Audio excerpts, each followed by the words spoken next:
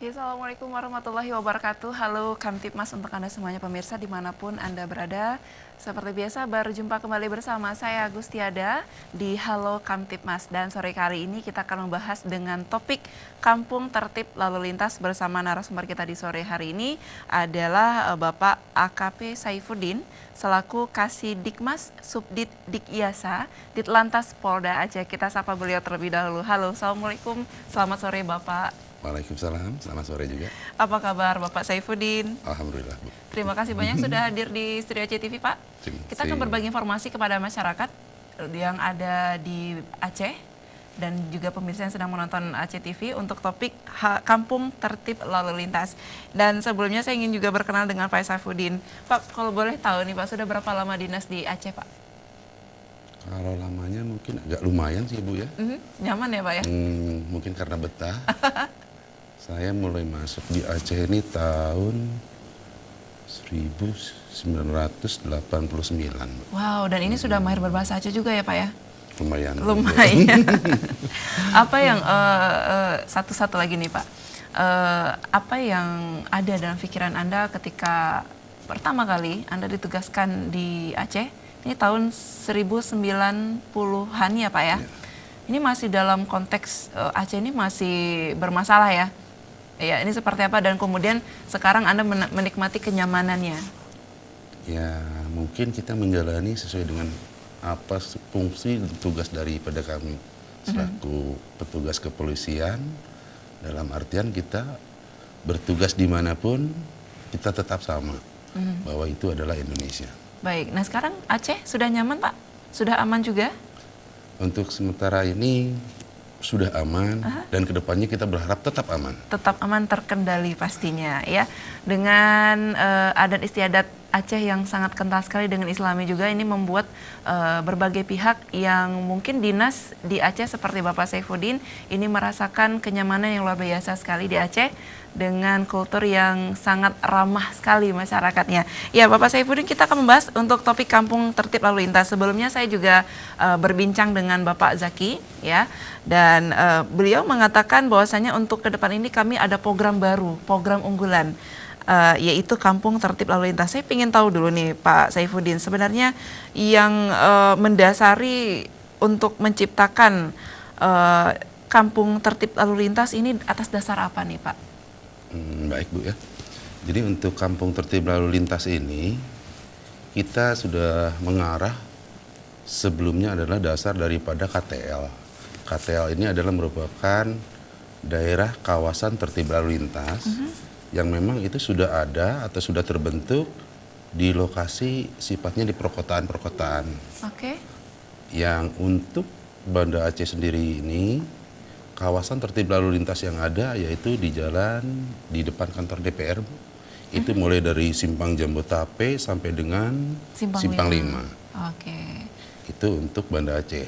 Dan untuk kabupaten-kabupaten yang lainnya pun demikian juga. Memang setiap kotanya ada kawasan tertib lalu lintas yang memang diciptakan dalam artian di sini adalah untuk menekan daripada angka kecelakaan lalu lintas, juga terhindarnya masyarakat pengguna jalan daripada kemacetan lalu lintas. Oke, baik. Nah, kalau untuk masyarakat di Aceh sendiri nih Pak, apakah mereka, ini dari sekian banyak masyarakat di Aceh, apakah mereka sudah tertib lalu lintas untuk Kota Banda Aceh? Baik, Bu. Kalau untuk Kota Banda Aceh secara umum sudah tertib. Namun kita dapat melihat mungkin dari sekian banyaknya masyarakat tentunya ada hal-hal yang sifatnya mungkin masih belum menyadari akan pentingnya tertib berlalu lintas. Karena apa? Dalam ketertiban lalu lintas itu sendiri, apabila memang kita mau menjalaninya, itu sebetulnya kegunaannya bukan untuk diri sendiri, tapi juga untuk orang lain dan masyarakat sekitarnya. Kenapa? Kembali lagi kepada hal yang tadi, karena apabila terjadi kecelakaan yang rugi bukan orang lain saja, tetapi diri sendiri pun ikut. Betul sekali. Nah, ini untuk KTL, kawasan tertib lalu lintas, ini sudah ada di seluruh Indonesia ya Pak ya? Betul. Betul sekali. Kemarin ini ada kegiatan ataupun ini Pak ya, razia. Kemarin rencong apa bukan ya Pak? Operasi Operasi Zebra. Oke, maaf. Nah, ini pelanggarannya kalau boleh tahu nih Pak, jenis pelanggaran yang sering dilakukan oleh para pengemudi seperti apa Pak? Kalau jenis pelanggaran daripada operasi Zebra Rencong 2018 yang sudah terlaksana, itu mengarah kepada 7 pelanggaran prioritas, Bu. Jadi 7 pelanggaran prioritas ini diantaranya adalah salah satunya tadi yang Ibu sebutkan mengenai penggunaan helm, juga safety belt, kemudian melanggar batas kecepatan, kemudian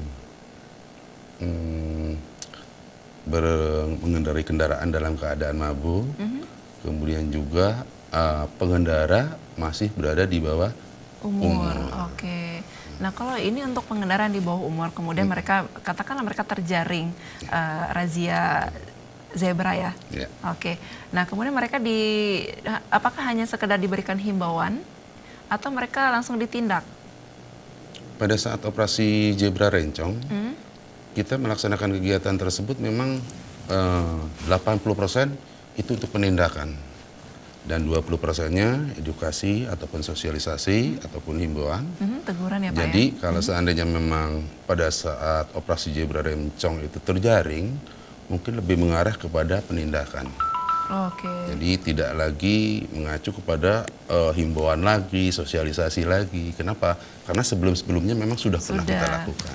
Oke, dan ini juga untuk segala tindakan ataupun pelanggaran yang terjadi di Banda Aceh, di kawasan tertib lalu lintas di Aceh ini mudah-mudahan sudah turun drastis ya Pak ya. Kita berharapnya semuanya masyarakat ini wajib untuk tertib berlalu lintas. Apakah memakai helm, kemudian menghidupkan lampu sen di pagi hari, lampu di pagi hari, di siang hari ya Pak ya.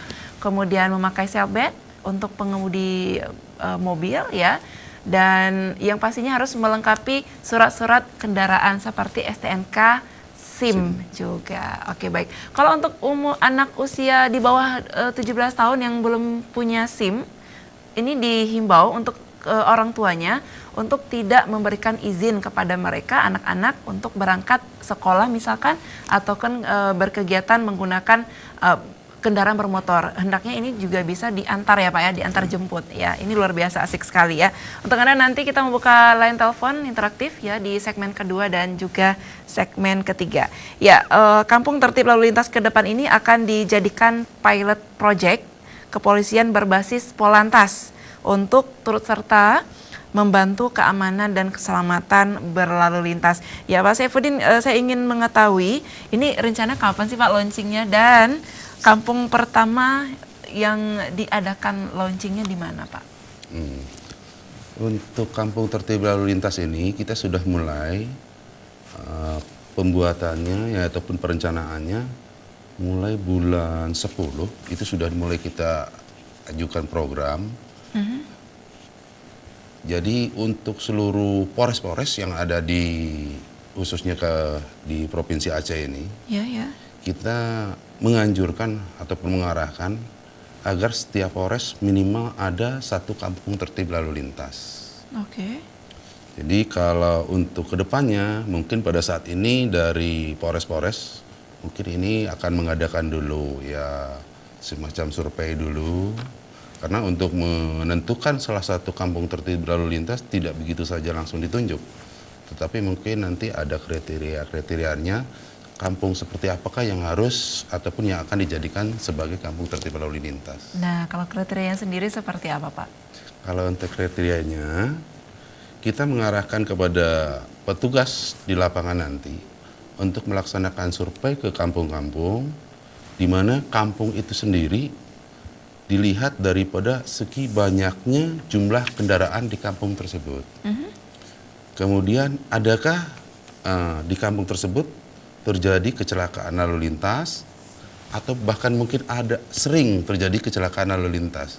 Kenapa? Karena memang kita arahnya untuk membuat kampung tertib lalu lintas ini akan membuat seminimal mungkin tidak terjadi kecelakaan.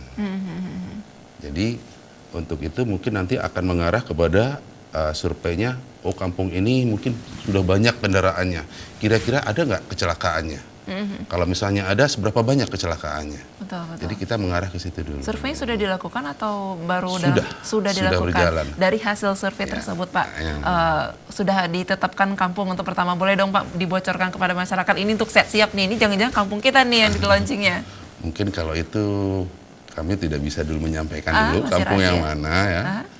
Karena mungkin nanti harus ada berbagai seleksi juga. Betul. Karena kita pun melaksanakan kegiatan survei tidak dilaksanakan sendiri dari kepolisian dalam artian dalam khusus Polantas, tapi kita bekerja sama juga dengan instansi lainnya. Baik, ini dalam kawasan Banda Aceh dan juga Aceh Besar ya, Pak ya? Diterapkan kampung tertib lalu lintasnya? Untuk seluruh Aceh. Seluruh Aceh. Iya. Wow, ini luar biasa sekali. Kita harus menunggu program pilot project ya dari kepolisian bahwasanya akan diterapkan ataupun akan dipilih beberapa kampung, bahkan juga di Aceh diusahakan hampir semua kampung ya Pak ya. Betul. Ditetapkan kampung tertib berlalu lintas ya. Kemudian ke depan ini tahun 2019 tadi sudah menjadi ikon ya. Ini kriterianya sudah disebutkan ya Pak ya. Yeah. Nah, ketika dalam tahapan perencanaan, apa yang paling fokus utamanya? Mungkin kalau fokusnya kita selain kerjasama dengan instansi samping, kemudian dengan instansi terkait, selain juga dengan perangkat desa setempat, ini kita lebih memfokuskan kepada keselamatan berlalu lintas. Baik. Jadi selain daripada keselamatan berlalu lintas juga, karena tidak menutup kemungkinan kalau memang kampung tersebut mungkin sudah menjadi ya mulai mengarah-ngarah ke semi perkotaan, itu biasanya kan kendaraan sudah ramai, bahkan tidak menutup kemungkinan di kampung tersebut pun bisa terjadi kemacetan. Betul Jadi sekali. untuk hal seperti itu ya kita mencoba untuk bagaimana menanggulangi daripada permasalahan-permasalahan yang terjadi di kampung tersebut. Oke, baiklah pemirsa, masalah tertib lalu lintas ini juga sangat penting. Dan sekarang ini yang banyak menjadi perhatian kita nih adalah penggunaan kendaraan yang tidak pada tempatnya, terutama oleh anak-anak seusia pelajar. Ya, jangan kemana-mana pemirsa, kami akan segera kembali tetap di Halo Kamtibmas.